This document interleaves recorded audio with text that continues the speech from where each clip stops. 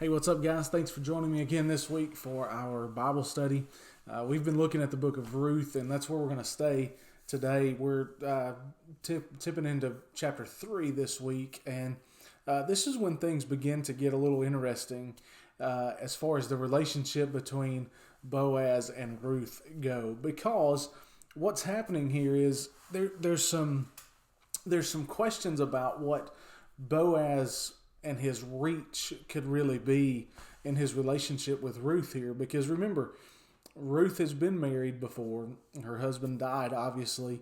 So there's a little bit of reach as to what can happen and what cannot happen based on the law at this point. So Boaz is having to examine all of those things. He's having to look at those different things.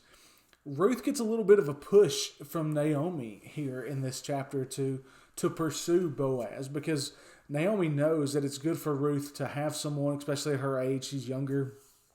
It's good for her to have someone that she's married to, a husband, someone that can help her and that she can help as well. So there are some things that are happening, and there's lines that you don't want to cross, but you have to push. And so I think sometimes we do that as Christians. We know that when we sit down to study with someone, or we're trying to help someone who is lost, we know that there are just certain boundaries that we can't cross. There are certain lines that we can't cross. There are some things that we can't say to people. There are some ways that we can't communicate to people that we can with other people.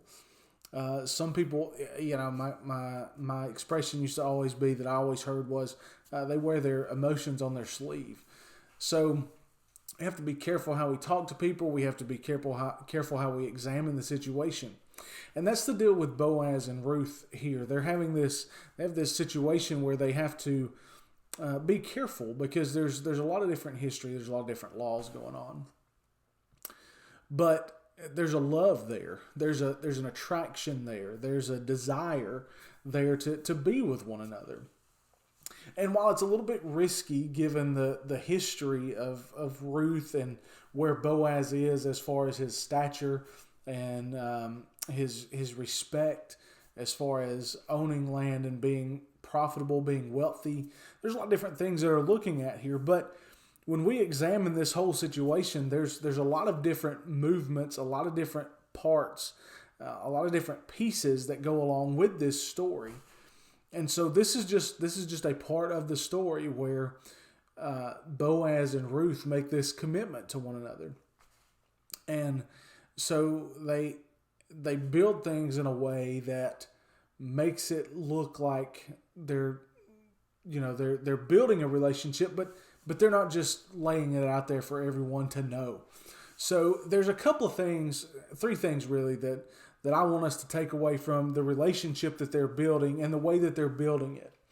This doesn't necessarily create to a husband and wife or a boyfriend and girlfriend conversation.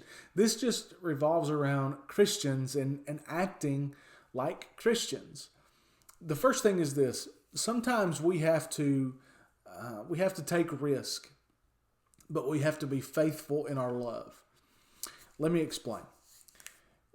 We always know that we have to be faithful in our love, right? I have my love for you guys. I have my love for my children, my wife, my family. I have love for all of those things, and I have to be faithful in that love. I have to be dedicated to that. I have to be giving to that. I have to be working toward that. I have all of these different emotions that come along with love, and all these different expectations that come with love.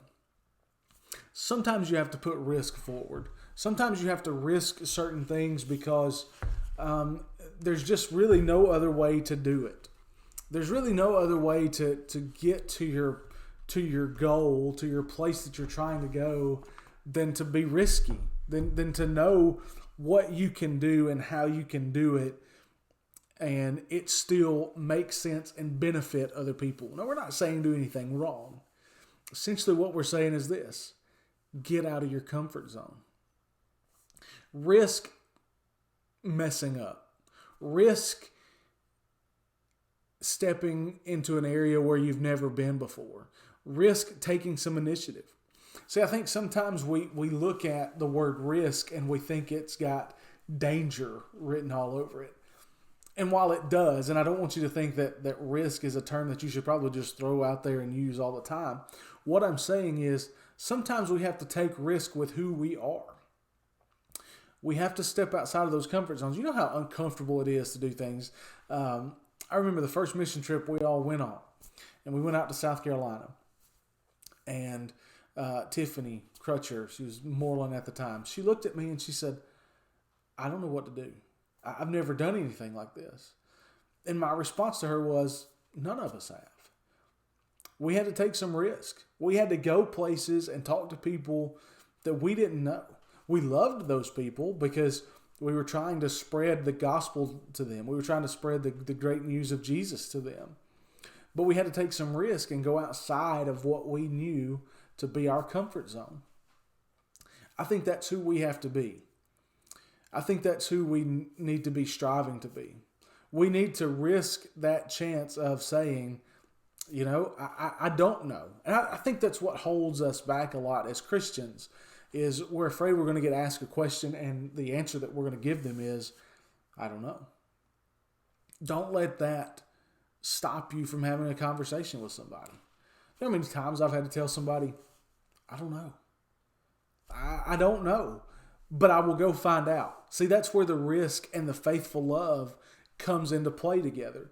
Because at some point you're going to get asked a question, you're not going to know the answer, whether it's spiritual or whether it's in your life now or whether it's in your work life later, whatever the case might be, you're going to be asked a question. And you might think in the back of your mind, if I say I don't know, well, I'm running the risk of this relationship ending or me losing my job. You think about all those different things.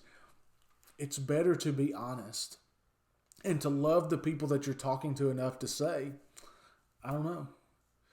Maybe you get asked to go do something with someone. Maybe you get asked to go to some sort of family gathering. You don't know those people.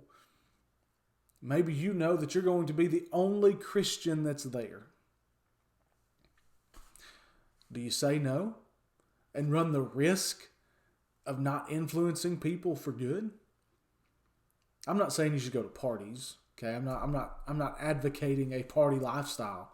I'm telling you that if you're invited to go to a family function, let's say you're invited to go to somebody's Christmas party, somebody's family Christmas party, and you know you're going to be the only one that's there that is a Christian, that's a little bit of a risk. Because you know what's going to be there. You know the conversations that are going to be had. They're not going to be built around God. Maybe you're the light. Maybe you have enough love for those people that you're going to risk going into an environment that's not typically your environment. But you're going to go there because that's where you need to be. It's like Jesus when he talks with the woman at the well, right? And he rolls up and he says, give me a drink. And she has all these questions. Why? Why are you talking to me? You're a man talking to me. Okay? You're a Jew talking to me. Jews don't talk to us. Men don't talk to women. And she has all these questions. See, Jesus risked having that conversation because she could have very easily said, I'm not going to talk to you. You're not of my descent. You're not of my people. I don't know who you are. You're a man. I'm a female. I'm not going to talk to you. But Jesus risked having that conversation because he was there and he loved them enough. He loved this woman enough to have that conversation and to start that conversation. When I'm talking about risk in this context, I'm talking about risking the fact that you might offend someone, but you love them enough to share the truth with them. Risking the fact that it might be something that you've never done before, but you know that it has to be done. Risking the fact that you might be asked a question and the answer that you can truthfully give is, I don't know, but I'll find out. You got to risk those things sometimes. You got to step out on that branch, on that ledge and say, I'm going to roll the dice here. But I love people enough to roll that dice. I take the instruction that God has given me, that a Christian is given, and I'm going to take that. I'm going to push that. I'm going to share that because I love those people. Is it a little bit of a risk? In many situations it can be. Because you're going to enter into conversations that The people might think differently than you. They might not know who Christ is, but you love them enough to have those conversations. You got to have those conversations. Risk having those conversations because of how much you love those people. The second thing is this. You want to have good character. You want to have uncompromised character. And this is where Boaz is at, right? You think about his stature in life. He's well respected, got plenty of land, got plenty of wealth, but he wants to do things the right way. He wants people to be able to look at him and say, he's doing things the right way. There's a little bit of more to the story, right? Boaz has to figure out where his place in line is. So in order to do that, there are things that he has to do, right? Now, it could have been very simple for Boaz to just like, that's Ruth, she's my wife, I don't care what anybody else thinks. But instead, there was this, obviously there's attraction there. They wanted to have a relationship together, but he knew that there were things that he had to do to make it proper and to make it right. That is being good character. That's having good character. Being of good character is what I was trying to say. That's having good character. And it was uncompromised because he did things the way that they were supposed to be done. I think sometimes we just do things because we can do them. That's the society that we live in. That's the world that you live in. The world that you live in says do it if you want to do it. If it makes you feel good, go have it. Christians can't operate that way. Christians have to do things the right way because our character is important. It's hard for Christians to influence other people who are lost to become Christians if our character is trash. We have to have uncompromised character. Now, I don't want you to think that means I can't make mistakes. I've shared with you before, I grew up thinking that heaven was just this hope, just this wild desire. You know, that you just had to live this, you had to be this incredibly perfect person to get there. And the older I've gotten, the more that I realize that, you know, I'm an imperfect human being. I'm an imperfect person. But it's because of God's gifts that I have that opportunity to go to heaven. It's my responsibility to obey Him, to become a Christian, and to live my life accordingly. When I mess up, I make it right. That's having good character. That's being an upstanding person. That's having uncompromised character. It's being someone that knows I'm not perfect. I'm going to strive to do my best in everything. But if I do mess up, I'm going to make it right, and I'm going to make it right quickly. That's what having uncompromised character is. It's doing the right thing when people are looking and when people are not looking. God sees it all, right? So regardless of who's watching or who's not watching, God has seen it, and God will see it, and He will know. As Christians, we have to have uncompromised character. Don't put yourself in a position where your character can be altered because of a decision that you make. It's not about making mistakes. It's about premeditated and decisions that you've made to put yourself in that position. I say things all the time to my kids, and I'm like, that was terrible. As a dad, that was a terrible move. Why would you say that? That's a mistake. I go back and I apologize to my boys, and they're like, whatever, we forgot. It was over an hour ago. It's fine, but you go back and you make those things. That's having good character. That's being of a strong, uncompromised character. And that's how Boaz was trying to operate in this situation with Ruth. He was trying to go through the proper channels and make sure that everything he did, everything he said was according to the way that it should be, so that at the end of it, everybody says, he did it the right way. As Christians, that should be our goal. Our goal should be for people to look, and especially for God to look at us and say, they did things the right way. That person, that individual, they did things the right way. The third thing is this: we got to dig a little deeper.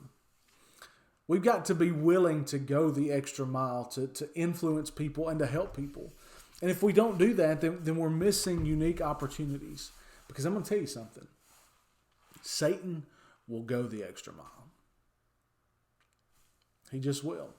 Sin is prevalent in everybody's life. It's there. It's almost tangible. Like you can see it. You can put your hands on it. You can just be a part of it. Satan will go the extra mile to tempt someone and to put sin in front of them. As Christians, we have to dig a little deeper. We must be constantly trying to encourage and reach out and do things the right way. That's the whole premise of Ruth, the third chapter, is doing things the right way. There are things that you want in life. And obviously Boaz and Ruth, there was a desire to have that relationship there. But they had to do things the right way. And in order to do things the right way, it took some time. It took some concentration. It took some effort. It took some discipline. But through all of those things, they were able to do things the right way. They were able to dig a little deeper, find out more, and do things how they were supposed to be done. That's the whole deal for us as Christians. Sometimes we're going to have to dig a little deeper. We're going to have to go the extra mile. We're going to have to run a little bit harder, a little bit faster. We're going to have more of a purpose. But we got to dig deeper into helping other people and to doing things the right way. We'll start up with Ruth chapter 4 next week. I hope you're enjoying this, getting a little deeper look at Ruth and her life and this great book that comes from the Bible. Let's pray together, and then we'll be done for this week. God our Father, we are thankful for your many great blessings, and we are thankful for the opportunity we've had to open your word and to study and to learn more about it. God, we just ask that we take risks, that we go out and we do things that are outside of our comfort zone because we love people enough to do those things. God, we ask that we strive to do the right thing and that we have good character, that we are people that are upstanding and doing things the right way, and that we dig a little deeper to do those things and to help the people around us. God, thank you for our church family. Thank you for this youth program. Thank you for the ones who are watching this. God, I love these people, and I can't wait to be able to spend time with them in the classroom again. But until then, thank you for this opportunity we have to spend this time together. God, as they go back to school in the coming days, be with them, protect them spiritually and protect them physically. And God, just watch over all of us and keep us safe. We thank you for your many rich blessings, but we especially thank you for your son, Jesus, and it's through his name we offer this prayer. Amen. All right, guys. Thanks a lot. Have a great week. I'm pulling for you. I'm in your corner. If you need me, call me. I love you. See you soon.